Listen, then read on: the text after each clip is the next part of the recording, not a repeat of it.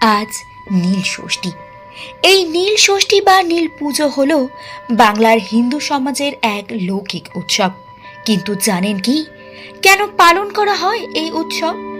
প্রচলিত কাহিনী অনুসারে দক্ষ যজ্ঞে স্বামীর অপমান সহ্য করতে না পেরে দেহত্যাগ করেছিলেন দেবী সতী। আর তিনি পরবর্তী জন্মে নীলধ্বজ রাজার কন্যা নীলাবতী রূপে জন্মগ্রহণ করেন। নীলাবতী ও নীল অর্থাৎ শিবের বিবাহ হয় নীল ষষ্ঠীর এই দিনে। জানা যায় সমস্ত চৈত্র মাস সন্ন্যাস করে শিব পুজো করতে হয় এবং সংক্রান্তির আগের দিন সমস্ত দিন উপোস করে সন্ধ্যা নাগাদ নীলাবতীর পুজো করে নীলকণ্ঠ শিবের ঘরে বাতি জ্বেলে দিয়ে মা ষষ্ঠীকে প্রণাম করতে হয় এবং তারপরে জল খেয়ে উপোস ভঙ্গ হয়।